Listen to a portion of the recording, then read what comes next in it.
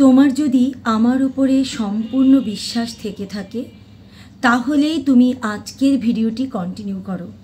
আর যদি আমার উপরে পুরোপুরি বিশ্বাস না থাকে তাহলে আজকের ভিডিওটি স্কিপ করে যেতে পারো, কারণ আজকের ভিডিওটি দাঁড়িয়ে থাকবে শুধুমাত্র বিশ্বাসের ওপরে। আমি জানি তুমি কতটা কষ্টে আছো। তোমার এক একটি রাত কাটছে না, এক একটি দিন কাটছে না। শুধু তা কেন, তোমার এক একটি মুহূর্ত কাটছে না, এক একটি মিনিট তোমার কাছে অনেক লম্বা মনে হচ্ছে। আমি জানি তুমি কতটা যন্ত্রণার মধ্যে আছো। তাই আজকে এই কয়েকটা মিনিট তুমি আমাকে দাও। হতে পারে এই ভিডিওর মাধ্যমে তোমার সমস্ত সমস্যা সমাধান হয়ে গেল। হতেও তো পারে যদি আমার উপরে বিশ্বাস থাকে তাহলে তুমি ভিডিওটি আমার সঙ্গে কন্টিনিউ করো।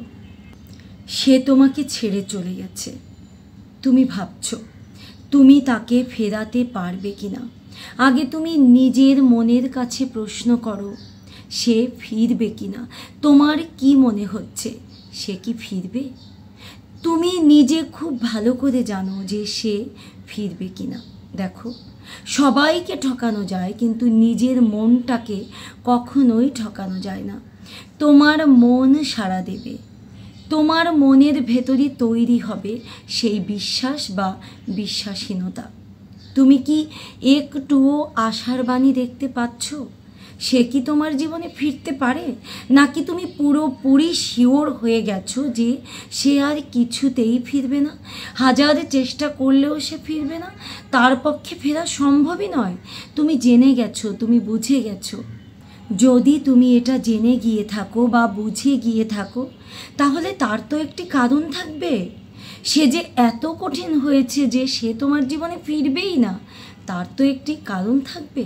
হতে পারে তুমি এমন বড় কোনো অন্যায় করেছো যেটার ক্ষমা সে করতে পারবে না। তুমি জেনে গেছো, বুঝে গেছো যে এই অন্যায়ের ক্ষমা তার পক্ষে করা সম্ভবই নয়।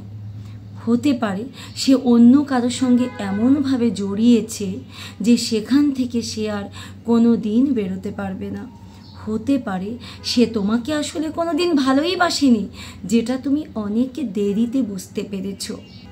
কারণ যাই হোক, তুমি যদি বুঝে গেছো যে সেই মানুষটি সত্যি আর কোনোভাবে তোমার জীবনে ফেরা সম্ভব নয়, তোমার ভেতরে যদি এতটুকু বিশ্বাসই না থাকে তাহলে সত্যি সত্যি সেই মানুষটি আর ফিরবে না। তুমি তাহলে এখানেই স্টপ হয়ে যাও। তুমি তাহলে নিজেকে নিয়ে ভাবো। এবার তুমি নিজের কাছে ফিরে যাও। ওর কাছ থেকে মুখ ফিরিয়ে নিয়ে এবার তুমি নিজের কাছে ফিরে যাও। আর যদি তোমার মনের মধ্যে এতটুকু সম্ভাবনা থাকে, এতটুকু আশার আলো তুমি দেখতে পাও যে সে ফিরতে পারে, কোনো ট্রিক্স, কোনো টিপস, কোনো কিছু প্রয়োগ করে সে ফিরতে পারে, তোমার ভেতরে যদি এতটুকু আশার আলো থাকে, আমি কথা দিচ্ছি আমি তাকে তোমার জীবনে ফিরিয়ে দেব। তুমি আশার আলো দেখছো মানেই সে কখনো না কখনো তোমাকে ভালোবেসেছিল। হয়তো সেই ভালোবাসাটা হারিয়ে গেছে, হয়তো সেই ভালোবাসাটা আর এখন নেই, কিন্তু সে তো একদিন তোমাকে ভালোবেসেছিল।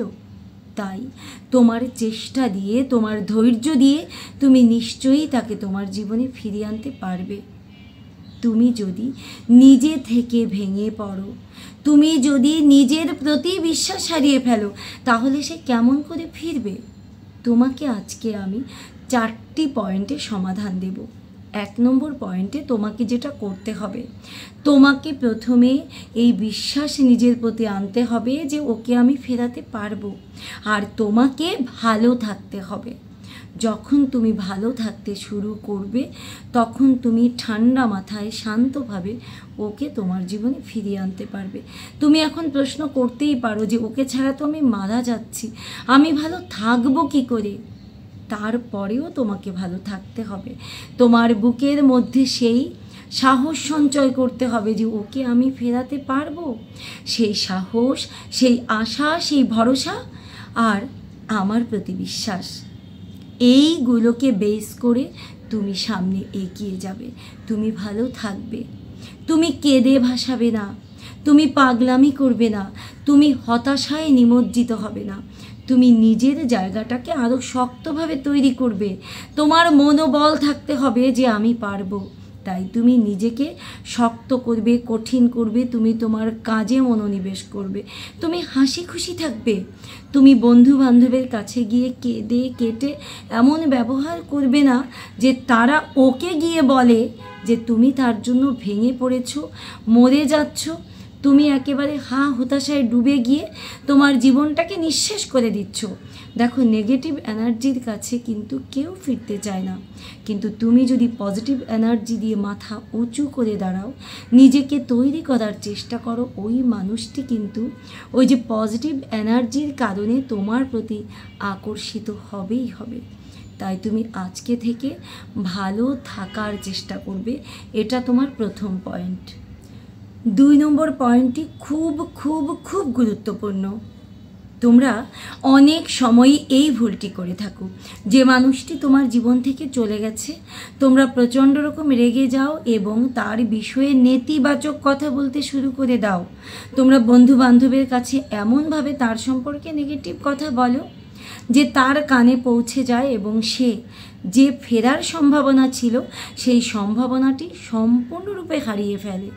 সে এটাই চিন্তা করে যে ও তো আমার সম্পর্কে নেগেটিভ কথা বলছে, ওর জীবনে আর কেন ফিরবো, ও তো আমার জন্য পজিটিভ নয়, ও তো চাইছেই না আমি ওর জীবনে ফিরি, কারণ ও আমার সম্পর্কে নেগেটিভ কথা বলছে, ও তো চাইছেই না, এটাই ও ভেবে নেয়। আর তাই তুমি কখনো ওর সম্বন্ধে নেগেটিভ কথা বলবে না, তুমি নিজের সম্বন্ধে পজিটিভ কথাগুলো বলবে, তুমি ওর সম্পর্কে পজিটিভ কথা বলবে এবং তুমি তোমাদের দুজনের সম্পর্কের ব্যাপারে পজিটিভ কথা বলবে। তুমি সবাইকে এটাই বোঝাবে যে আমি যেহেতু ওকে মন থেকে ভালোবেসেছিলাম, ওকে আমি আমার করে আনবই, আমি ওকে ফিরিয়ে আনবই, আমি নিজেকে প্রস্তুত করছি তার জন্য, মানে ওকে ফিরিয়ে আনার জন্য আমাকে যত দূর যেতে হয় আমি তত দূর যাব, আমি নিজেকে তৈরি করব, আমি আমার অবস্থানকে পাকাপোক্ত করব। যদি ও মনে করে থাকে যে আমি ওর যোগ্য নই, আমি নিজেকে যোগ্য করে গড়ে তুলব, আমি ভেঙে যাব না, আমি হেরে যাব না। এই পজিটিভ কথাগুলো তুমি ওর এবং তোমার বন্ধুবান্ধব বা যে সার্কেলে ওর সঙ্গে তোমার কানেকশান তৈরি হতে পারে সেই সার্কেলে তুমি বলো। 3 নম্বর পয়েন্ট, তোমাকে সোশ্যাল মিডিয়ায় পজিটিভ স্ট্যাটাস দিতে হবে। তুমি যে তোমাদের সম্পর্কটির ওপরে বিশ্বাসী রেখেছো, আস্থা রেখেছো, তোমাকে এমন স্ট্যাটাস দিতে হবে যে তুমি তোমাদের এই সম্পর্কটিকে আগের জায়গায় ফিরিয়ে আনতে পারবে, তুমি সেখানে তোমাদের স্ট্রংনেস প্রকাশ করবে। এমন নয় যে তুমি ভেঙে পড়েছো, তুমি তার জন্য মারা যাচ্ছ, পাগল হয়ে যাচ্ছ, সে যেন ফিরে আসে, সেই রকম স্ট্যাটাস নয়। তুমি বিশ্বাস করো যে সে তোমার জীবনে ফিরে আসবে, কিন্তু তুমি স্ট্রং, তুমি নিজেকে তৈরি করছো, তুমি নিজেকে নিয়ে এবং তাকে নিয়ে, মানে তোমাদের সম্পর্কটি নিয়ে আশাবাদী।